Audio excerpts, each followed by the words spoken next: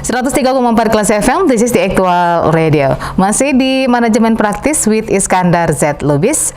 Just make it simple. Ini adalah sesi terakhir Classy People, sesi ketiga untuk topik pengorganisasian dalam manajemen. Sebelum saya lanjut diskusi dengan Bapak Iskandar, saya mau ingetin lagi untuk Anda yang sedang mencermati program ini, apakah itu via on air atau via YouTube, jangan lupa YouTube Classy FM, channel YouTube-nya tuh di like ya, di subscribe juga, dan di share. Kalau Anda merasakan banyak sekali manfaat dari obrolan saya dengan Pak Is, silahkan di-share, dibagi-bagi ke teman-teman, ke orang lain, ke saudara yang rasa-rasanya juga memerlukan ilmu manajemen yang disampaikan secara praktis ini. Jadi kita bisa belajar mengenai manajemen dengan cara yang sangat sederhana, dengan cara yang sangat simpel, dan sangat mungkin untuk bisa langsung kita praktekkan. Jangan lupa ya, sekali lagi saya ingatkan, di like, di subscribe, dan di share channel YouTube Classy FM. Oke.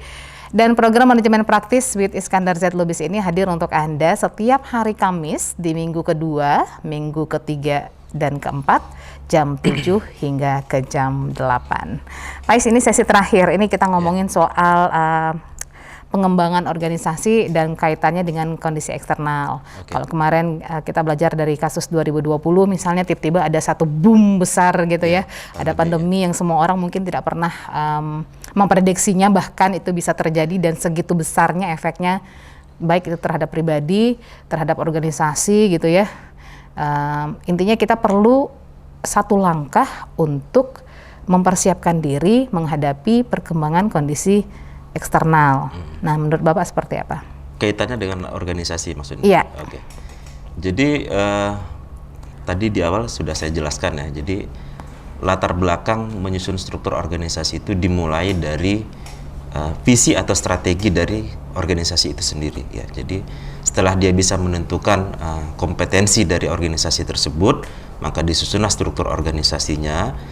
Lalu kemudian dijabarkan job desk masing-masing jabatan, lalu dicari orang yang sesuai untuk mengisi posisi tersebut. Kira-kira seperti itu.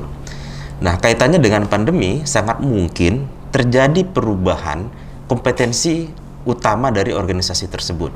Mungkin contoh yang pas dan mudah dipahami, ya ini aktivitas kawan-kawan ini. Program kita sekarang ya? Program sekarang. Jadi, kawan-kawan event organizer, Classy Production, awalnya tadi kan banyak fokus untuk event-event off air ya. Iya, betul. Lalu kemudian dengan adanya pandemi akan kesulitan mengumpulkan orang-orang yang ramai gitu ya. Sehingga kawan-kawan mencoba mengembangkan kompetensinya untuk mengelola virtual event misalkan. Dan mencoba YouTube seperti sekarang misalkan, seperti itu. Sehingga tadinya mungkin kompetensi untuk yang membuat video gitu mungkin tidak terlalu terasah ya, Pak ya? Tidak terlalu terasah gitu, dan orang yang ditunjuk itu pun mungkin hanya satu misalkan. Tapi dengan adanya perubahan ini, maka organisasi menyesuaikan. Jadi mulai dari perubahan eksternal, kemudian strategi mungkin saja dirubah, lalu kemudian kompetensi tentu saja berubah, dan struktur organisasi pun mungkin berubah. Termasuk nanti ke job desk-nya ya? Iya, job desk-nya juga. Bisa saja job enlargement ya. Iya, betul. Yang tadinya mungkin tugasnya hanya untuk meliput atau mendokumentasikan sebuah event, sekarang malah memproduksi sebuah produk ya. Seperti ini gitu misalnya. Artinya kalau belajar lagi di 2020 kan itu kondisinya mendadak dan tiba-tiba. Tidak semua orang sudah memprediksi atau mempersiapkannya. Mungkin kita belajar dari tahun lalu, mulai sekarang tuh kita mengisi sebanyak mungkin skill dari anggota-anggota kita gitu ya Pak ya. Walaupun mungkin itu belum job desk utama dia. Bisa begitu Pak? Bisa seperti itu, tapi terkadang jadi tidak efisien kalau seperti itu ya. Gitu. Jadi mungkin yang pas aja, yang efektif gitu. Ya. Sambil berjalan. Iya, sambil berjalan. Jadi mengisi kompetensi sebenarnya nggak mesti harus semuanya diberikan gitu. Paling utama sesuai kebutuhan sih sebenarnya. Misalkan gini deh, kita punya karyawan gitu ya, dia tugasnya mengetik menggunakan Excel misalkan. Dia dalam pekerjaannya itu sebenarnya hanya butuh buat tabel gitu. Ya nggak perlu juga dia dapat pelatihan Excel lengkap gitu. Ya, jadi mungkin dia kurangnya buat grafik, dia kurang bisa. Ya ajarin aja dia buat grafik, kira-kira seperti itu. Berarti ini kemampuan si leader untuk membaca kebutuhan-kebutuhannya ya. Jadi apa istilahnya? Training need analisisnya itu akurat dan efektif gitu. Sehingga lebih apa juga ya. Jadi kadang-kadang kan orang diberikan sesuatu yang dia nggak butuh itu kan jadi apa ya? Jadi kurang tertarik dia. Tapi kalau memang sesuatu yang dia butuhkan, dia akan optimal menyerapnya gitu jika diberikan atau di coaching gitu. Oke. Pertanyaan berikutnya masih dari Ibu Mia, Pais. Apa pendapat Bapak tentang right man in the right place dalam perspektif jalannya roda organisasi atau perusahaan? Ya, memang idealnya orang-orang yang ditempatkan dalam sebuah jabatan atau fungsi di sebuah organisasi atau struktur organisasi adalah orang yang tepat gitu. Nah, tepat ini yang mungkin yang orang berbeda-beda persepsi melihatnya, tapi ya based on experience dan saya pikir teorinya juga begitu sih harusnya gitu ya. Dikatakan tepat tuh tidak semata-mata hanya kompetensi teknis saja gitu. Jadi nggak selalu juga kalau orang udah pinter akan efektif di suatu tempat seperti itu gitu. Jadi tuh tadi kita bahas ya bahwa di samping kompetensi teknis berupa pengetahuan dan juga skill atau keterampilan, dibutuhkan juga attitude atau perilaku yang tepat untuk menghandle pekerjaan tersebut. Nah, misalkan nih ya, dari segi kemampuan nih, misalkan Lia ditempatkan di pemasaran kayak gitu ya, Lia ngertilah baca perilaku pasar gitu misalkan. Lia sangat bisalah membuat analisa pasar, berapa kebutuhan pasar segala macam gitu ya. Tapi dari segi perilaku, Lia misalkan bukan orang yang ramah gitu. Tidak suka juga nanya-nanya, menggali kebutuhan customer misalkan kayak gitu. Jadi dari segi kompetensi teknisnya mungkin oke gitu. Pengetahuannya juga oke lah, udah tambah dari mana kayak gitu kan. Tapi perilakunya kurang pas kayak gitu. Jadi di belakang layar lebih cocok daripada muncul ya, sebagai atau mungkin di lembaga penelitian aja seperti itu gitu. Balik lagi ke leadernya ini ya, membaca kemampuan ininya. Next pertanyaan dari Bu Mia. Di perusahaan saya terjadi rolling posisi. Kemudian ketika suatu posisi keuangan kosong, orang yang biasanya berada di bagian administrasi dimasukkan ke posisi keuangan. Tapi tidak berapa lama si orang bersangkutan mengundurkan diri.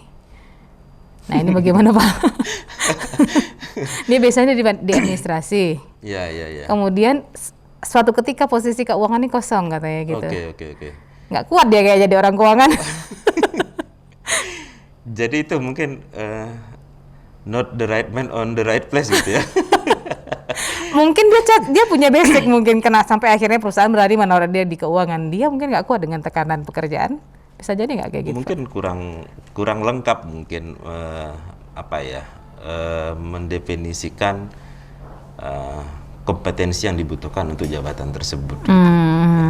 Tadi kan udah kita singgung juga ya dari segi pengetahuannya mungkin dia tahu gitu bisa jadi gitu ya. Tapi dari segi perilakunya kan masing-masing jabatan tuh kan ada profilnya. Kadang-kadang ada orang yang nggak siap mungkin jadi bukan musuh lah, tanda kutip lah gitu. Misalkan orang keuangan ini kan harus tanda kutip bukan pilih ya, tapi harus ketat dengan hitung-hitungan lah aturan kayak gitu ya. Kadang-kadang kan konsekuensi dari pekerjaan itu jadi public enemy ya. Iya kurang pas ya mungkin, ya bisa seperti itulah kayak gitu ya. Nah, jadi mungkin itunya dia nggak kuat, kita kan nggak tahu. Nah, alasannya kenapa dia ini ya. Kita pun nggak tahu gitu ya. Nah, jadi makanya untuk masing-masing jabatan itu harus disusun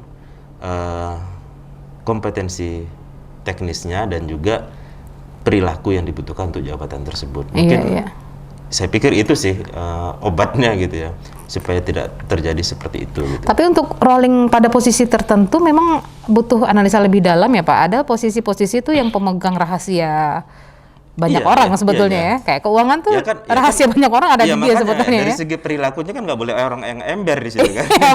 Gitu kan. Dia tahu gaji orang berapa, dia tahu orang lagi ngutang apa enggak gitu.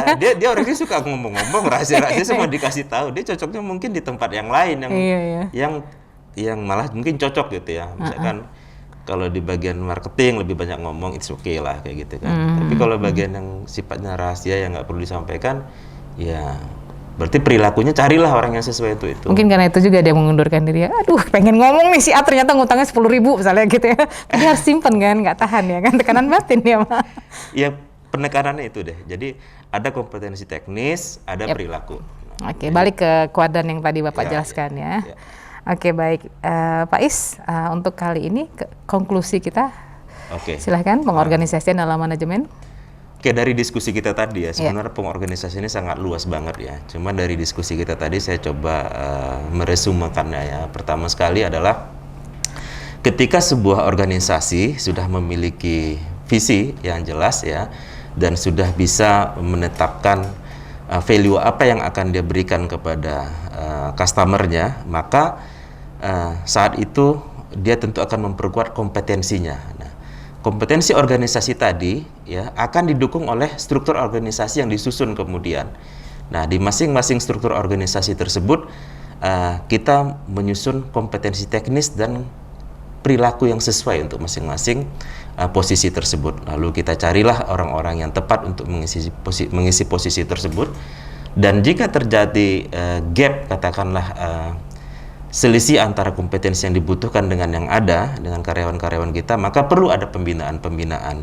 Tadi saya mengilustrasikan ada matriks 2x2 ya, antara kompetensi teknis dan attitude, di mana untuk kuadran kompetensi teknis yang tinggi dan juga attitude yang tinggi itu yang akan kita siapkan sebagai kader. Lalu kemudian untuk yang kompetensi teknisnya tinggi namun attitude-nya relatif rendah, kita perlu memberikan konseling ya untuk merubah perilakunya. Lalu kemudian untuk yang attitude-nya tinggi namun kompetensi teknisnya kurang, kita perlu memberikan coaching atau pelatihan-pelatihan agar yang bersangkutan bisa meningkatkan kemampuan skillnya dan juga pengetahuannya. Nah, kira-kira seperti itu kesimpulan dari diskusi kita terkait organizing kali ini. Oke, baik Classy People, demikian kesimpulan yang sudah disampaikan oleh Bapak Iskandar ya. Terima kasih untuk Pak Is dengan kesimpulannya, dan juga terima kasih untuk Anda Classy People yang sudah mengirimkan pertanyaan melalui WhatsApp Classy FM di 0812 660 1034. Silakan untuk Anda yang mungkin masih ingin bertanya terkait dunia manajemen, kita masih kumpulkan pertanyaan Anda, kita masih tunggu pertanyaan Anda.